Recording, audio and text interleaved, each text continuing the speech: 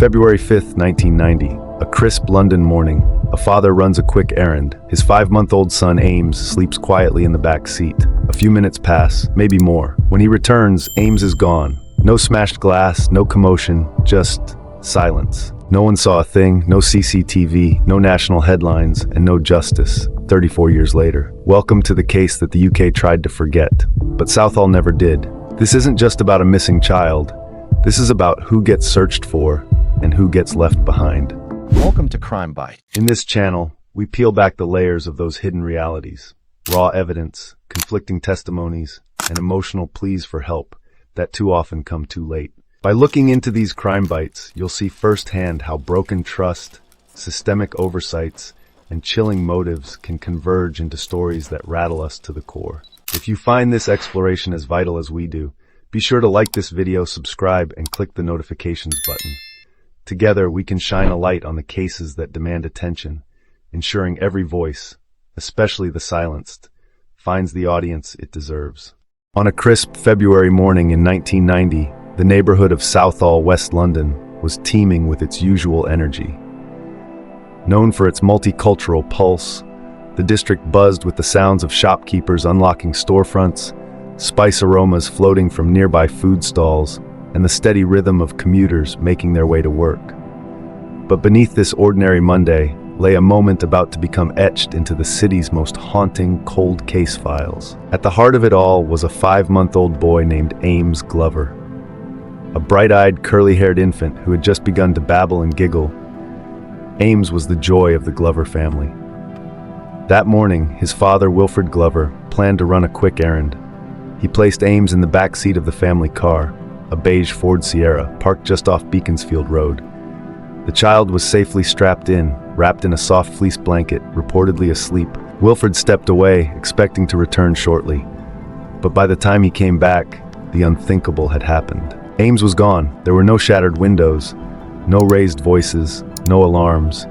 It was as if the baby had vanished into thin air, right there in the heart of a busy borough with foot traffic, bus stops, and dozens of potential witnesses. Police were notified within minutes. Units swarmed the scene. Detectives canvassed the area, questioned shopkeepers, and checked nearby surveillance systems. But for all the urgency in the moment, something felt disturbingly muted in the broader response. Media attention trickled rather than flooded. No major headlines dominated the evening news. No Amber Alert system, non-existent at the time, could be activated. Despite a baby being taken in broad daylight from a populated street, the country seemed eerily silent. How does a child disappear in a place filled with people, noise, and life, and yet no one sees anything? Was this an act of opportunity, or had someone been watching Ames all along? To outsiders, the Glover family was like any other working-class household. But to those who knew them, Wilfred and Jennifer Glover were devoted parents, filled with pride and love for their youngest child. Ames had been a long-awaited blessing, and his disappearance struck like a bolt of horror into their lives. Jennifer, already at home when the call came, rushed to the scene, her hands trembling, her face drained of color. The look on her face would remain frozen in news stills and family memories for years to come. Wilfred was inconsolable. Guilt began to grow like rot inside him.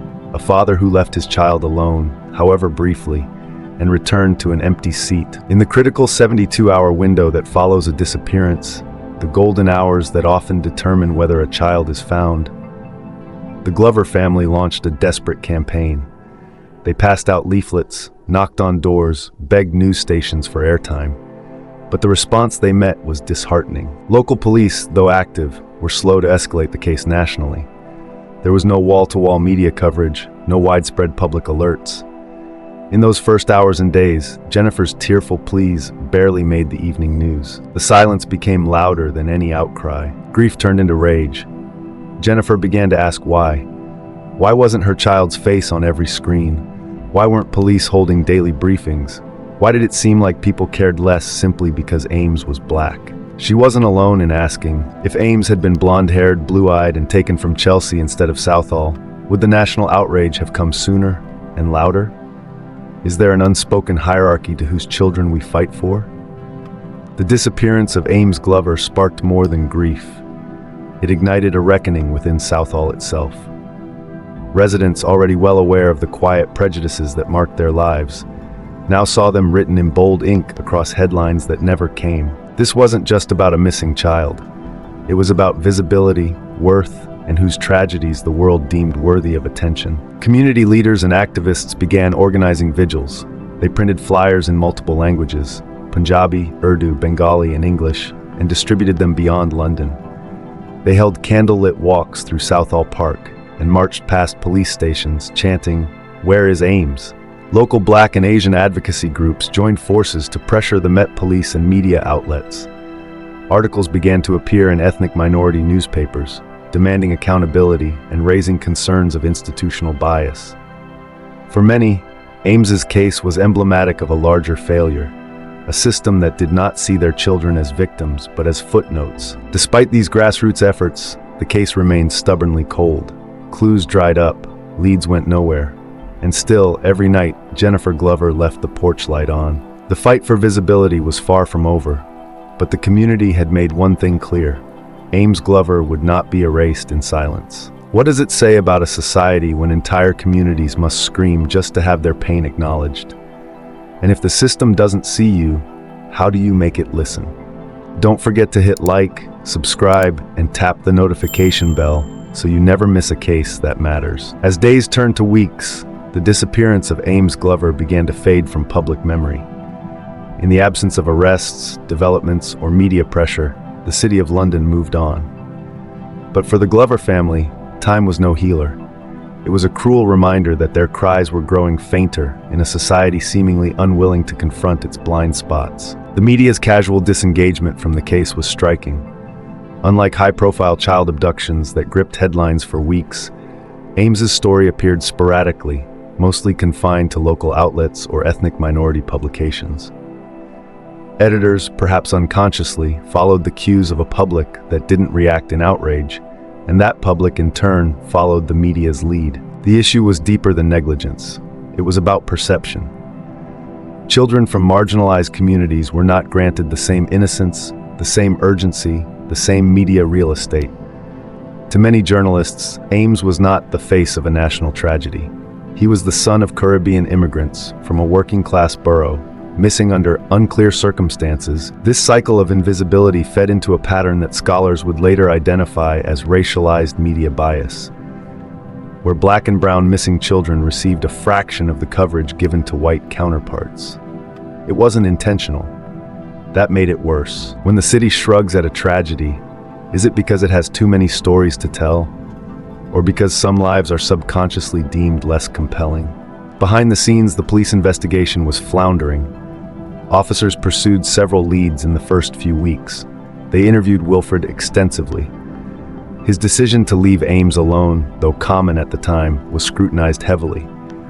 Tips came in, some pointing to suspicious individuals seen near the vehicle. One caller claimed to have seen a woman carrying a bundled infant near a bus stop. None of it led to anything concrete. There were no ransom demands, no recovered clothing, no identified vehicles. A partial fingerprint found on the car door didn't match anyone in the system. The forensic tools available at the time were limited, and technological delays meant crucial hours were lost before the area was cordoned off and evidence preserved. More troubling was the inconsistent record-keeping. Some documents from the case went missing during an internal transfer in the mid-1990s. Officers assigned to Ames's file were reassigned to other tasks when no leads emerged. The case, though technically open, sat idle in a drawer. Years later, a retired detective admitted that the case didn't have the heat to justify departmental resources. If law enforcement chooses where to invest its attention, who decides which children are worth looking for and which ones quietly disappear into statistics? In the early 2000s, the UK began investing in cold case units equipped with new forensic technologies. DNA analysis had evolved rapidly, and previously unusable samples were now being re-examined. Cases decades old were getting second looks, and sometimes long-awaited answers. In 2005, an independent review of several historic disappearances flagged Ames Glover's case. A new generation of officers reopened the file, eager to see if time had preserved clues that early methods had missed. Items from the car, a blanket, a milk bottle, even the car seat, were resubmitted for analysis. Unfortunately, results were disappointing. Too much time had passed. The evidence had degraded, or worse, had not been preserved correctly. What might have yielded DNA in 1990 had been contaminated by exposure or poor storage. The new detectives were frustrated. Still, they persisted. They re-interviewed witnesses, some of whom were now adults with families of their own. They issued fresh appeals on social media. A digital age brought with it a chance to cast a wider net, but no new leads surfaced. The digital megaphone could only amplify what people chose to listen to. And Ames, to much of the public, was a name they had never heard. What happens when even science can't resurrect forgotten justice?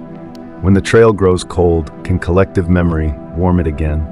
Hit like, subscribe, and tap the notification bell so you never miss a case that matters. By the late 1990s, Ames Glover's disappearance had become a footnote in missing persons registries. New cases emerged, and the press moved on. Investigators, unable to make progress, began cycling off the case. Leads dwindled, tips went stale, and the original case files were boxed and archived, rarely touched unless by a new recruit hoping for a miracle. The Glovers were left behind in the emotional wreckage. Jennifer continued her fight, writing letters to MPs, submitting formal complaints, and even consulting private investigators. But time became a cruel enemy. Public memory faded, and the few remaining news articles were yellowing relics of a story too easily forgotten. The question became, what happens when a missing child case becomes just another archived file? How many children are lost twice, once to their abductor and again to society's selective memory? Is there a statute of limitations on public concern? Why do some cases live on in headlines while others gather dust? In the 2010s, with the rise of true crime podcasts, social justice campaigns, and online sleuthing communities, interest in cold cases reignited.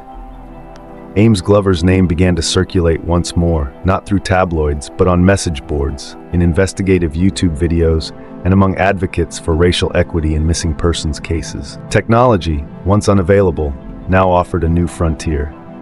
Could facial recognition software scan archived footage for suspects? Could enhanced DNA matching re-examine the vehicle Ames had vanished from?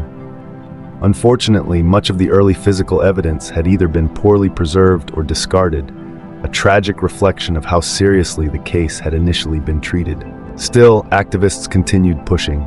Justice for Ames hashtags trended periodically. The case became a symbol, not just of tragedy, but of institutional neglect and the urgent need to reimagine justice for all children, regardless of their race or postcode. How can technology and community memory work together to reopen doors long believed shut?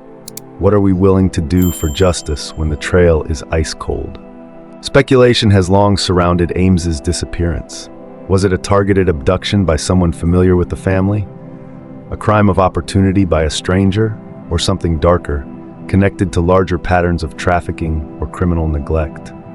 One theory centered around a nearby abandoned building that was frequented by squatters. Another suggested a link to a ring of child traffickers operating in West London during the late 1980s and early 1990s. None of these theories were ever conclusively ruled in or out. The problem wasn't the lack of theories, but the lack of follow-through. Each lead seemed to hit a wall. Witnesses recanted or vanished. Evidence was misplaced. The only consistent thread through the decades was the absence of Ames and the absence of resolution. At what point does unresolved speculation become its own form of injustice? Are we more comfortable with theories than truths? More than 3 decades later, the name Ames Glover still means something in Southall. To many, it's a reminder of the child who vanished. To others, it's a symbol of racial disparity in how missing persons cases are handled. To Jennifer Glover, it's the name she whispers each morning when she wakes and every night before sleep. Local artists have painted murals of Ames, and activists have renamed community centers after him. A cold case unit was petitioned to reopen the investigation with fresh eyes. While no official announcement has been made, the growing chorus demanding answers cannot be ignored. The case remains unsolved, but it is no longer forgotten. In every effort to say his name, to tell his story, there is a small act of justice. And perhaps one day, that justice will no longer be symbolic, but real. Can a community's collective memory bring justice when the system has failed? And if justice is never found, Can remembrance be enough? More than 3 decades have passed, no answers, no suspects, and a family still grieving. Ames would be 35 today. What did he grow into? A teacher? A father himself?